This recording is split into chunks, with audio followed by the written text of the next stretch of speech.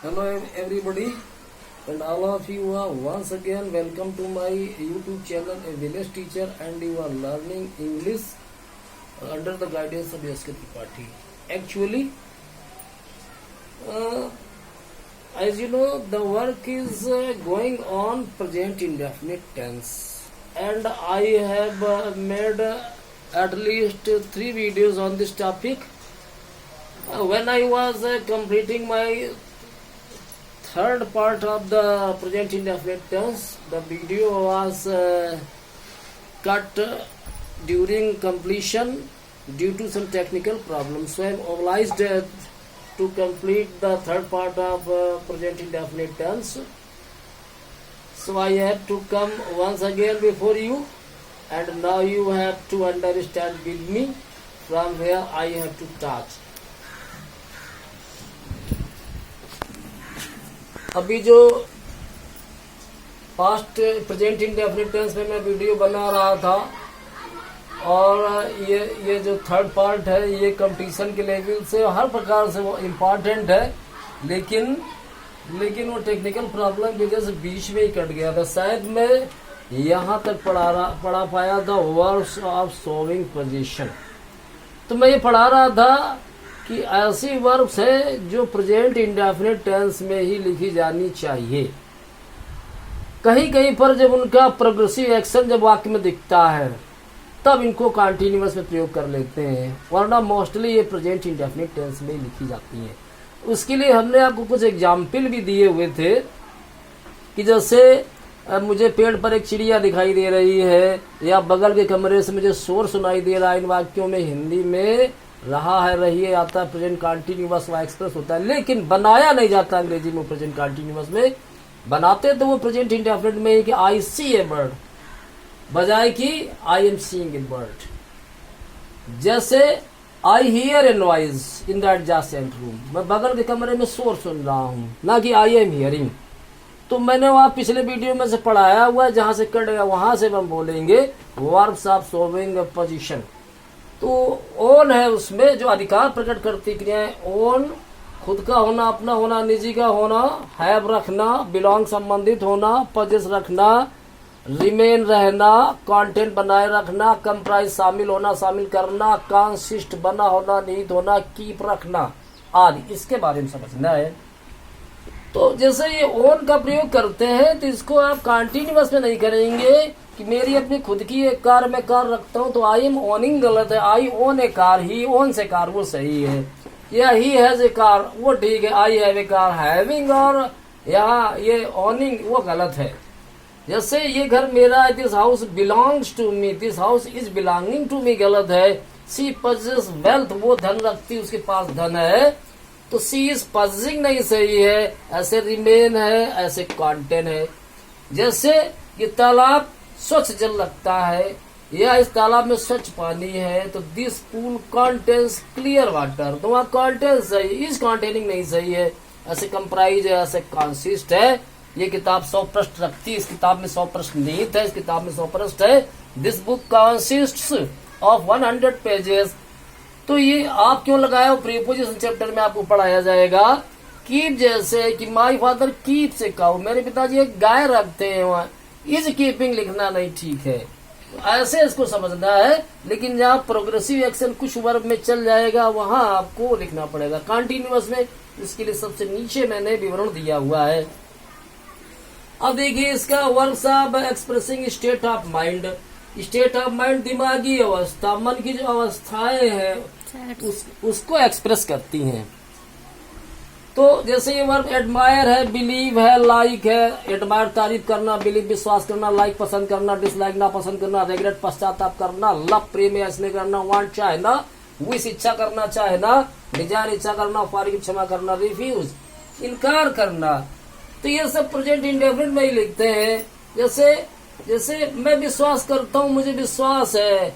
I believe, मुझे तुम्हारी बात पर विश्वास है, मैं तुम्हारी बात पर विश्वास कर रहा हूँ।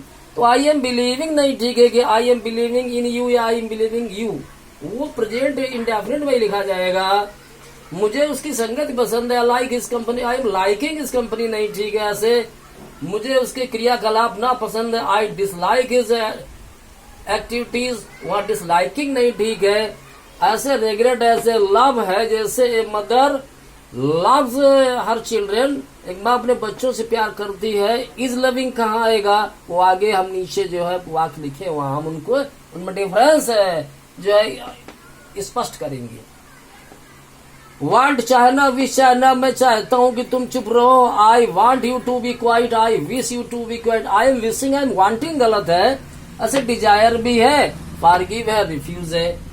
आइए देखते हैं कि वर्ब्स इन जनरल जो आमतौर पर कुछ क्रियाएं उनको भी यहाँ जो साइट किया हुआ है उनमें लुक है, सीम है, अपीयर है, अफेक्ट है, रिजेंबल है, कॉस्ट है, रिक्वायर है, स्टैंड है, फेस है, बिकम। ये कुछ कुछ हमने उनमें उद्धृत की हुई है। लुक माने देखना, वो तो उसमें कंटिन्यूअस में जा सकता है और इंडेफिनिट में रह सकता है, उनको डिफरेंस हम करेंगे। जैसे वो सुंदर दिखता है, ही लुक्स हैंडसम, और वो श्याम पट पर देख रहा है, is looking at the black board, ऐसे डिफरेंस होगा, उनको नीचे समझाया जाएगा।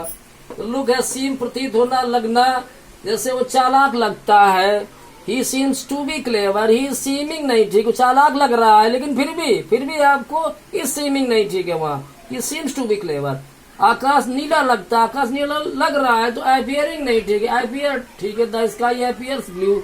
ऐसे अफेक्ट, रिजेंबल है, रिजेंबल वाले समान लगना, सतरस दिखना, वो अपनी माँ जैसी लगती है, अपनी माँ जैसी दिखती है, भले हिंदी में आ जाए कि माँ जैसी दिख रही है, फिर भी आपको रिजेंबलिंग करना नहीं ठीक है। She resembles with her, she resembles her mother. अब कितनी जो एक ग्रामेटिकल यहाँ बात बताई गई कि रिजेंबल के साथ कोई प्रीपोजिशन लगता ही नहीं है।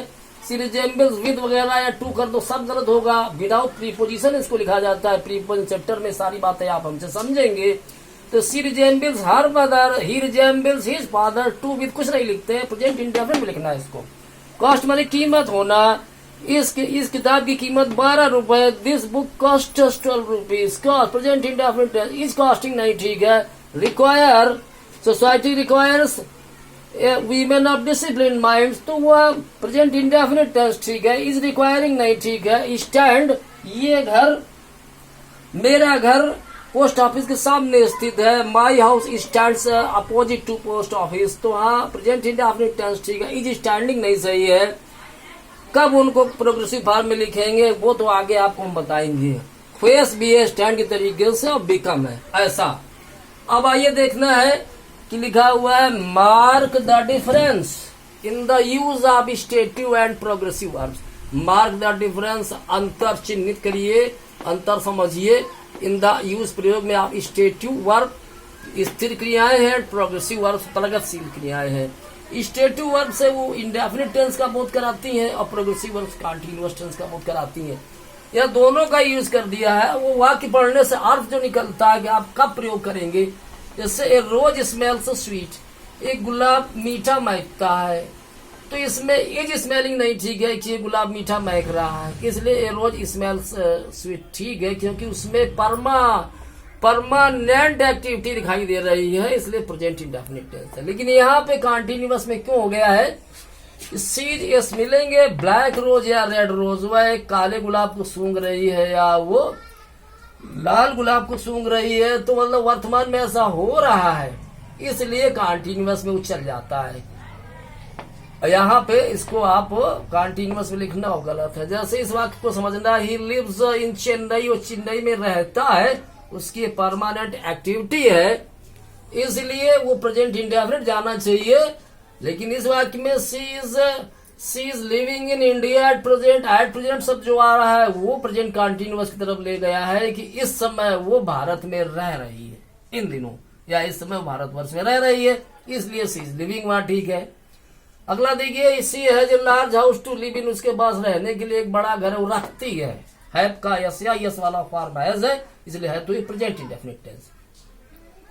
वो एक रहने के लिए बड़ा घर रखती है, तो परमानेंट एक्शन वहां पे दिख रहा है, इसलिए प्रेजेंट इंडेफिनिट टेंस सही है। लेकिन यहाँ प्रोग्रेसिव एक्शन है क्या कि अब वह खाना खा रही है, लंच ले रही है, उसमें प्रोग्रेसिव एक्शन, इसलिए कंटीन्यूअस सही है। सी इज हैविंग लंच नाउ, है माने प्राप्त करना, लेना, अब लंच ले रही, नाउ जो लगा है वहां प्रेजेंट लिखा हुआ था, वो कंटीन्यूअस तरफ ले जाते हैं। अब यहाँ देखिए हमने यस लिख दिया स्टेटिव वर्ब के लिए, पी लिखा हुआ है प्रोग्रेसिव वर्ब के लिए। तो सी लुक्स ब्यूटीफुल, सुंदर दिखती है, ये परमानेंसी है, उसमें स्थायित्व है वर्ब में, इसलिए प्रेजेंट इंडेफिनिट टेंस है। लेकिन यहाँ पे वो प्रोग्रेसिव एक्शन है क्या, she is looking at the sky, वो आकाश की तरफ देख रही है, जैसे he is looking at the blackboard, श्याम पट की तरफ देख रहा है, तो प्रोग्रेसिव एक्शन है। जहाँ स्टेटिव कंडीशन स्टेटिव मूड है वहां प्रेजेंट इंडेफिनिट, जहाँ प्रोग्रेसिव एक्शन है वहां प्रेजेंट कंटिन्यूस किया गया है।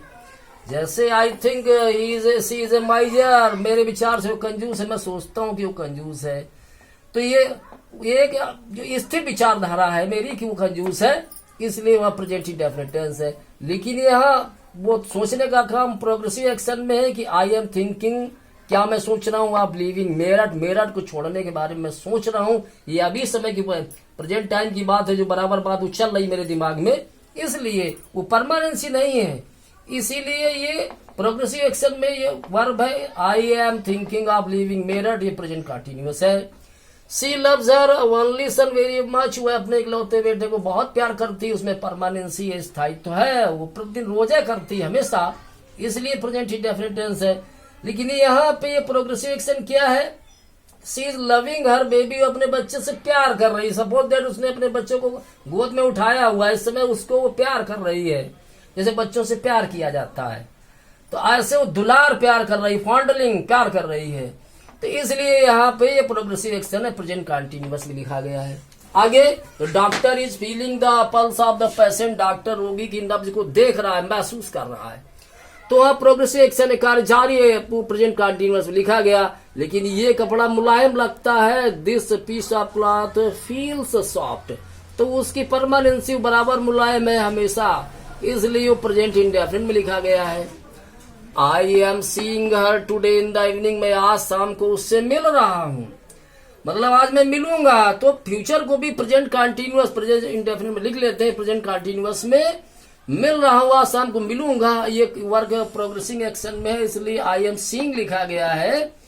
लेकिन जब बोला गया अच्छा मैं आपकी बात को समझा, मैं समझ रहा हूं, फिर भी मैं आपकी बात को समझ रहा हूं, अच्छा मैं समझा, मैं समझता हूं, तो ओ आई एम सीइंग नहीं वहां, ठीक है, ये समझना है। इसके आधार पर जो वो सेंटेंस कंप्लीशन भी हो सकते हैं, वर्ब वगैरह अगर गायब है, किस टेंस भरी जाए, तो ये वहां मदद करेगा टॉपिक।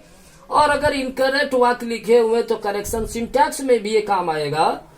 तो ये तीन पार्ट में वीडियो बनाए तो है, लेकिन बन क्यों 6 गए हैं, क्योंकि टेक्निकल मोबाइल में खराबी है, बीच में कट जाते हैं, मुझे दोबारा पूरा करके बनाने पड़ते हैं, 2 पार्ट हो जाते हैं। तो इनको अब 3 पार्ट है, लेकिन वो थोड़ा थोड़ा बाद में जोड़ने पड़े हैं। वो हमने लिख दिया the rest of the second part, the rest of the first part, the rest of the third part. इनको मिला के देखिए, इसकी इवेल्युएशन करिए कि कितना beneficial teaching present indefinite tense की रही है।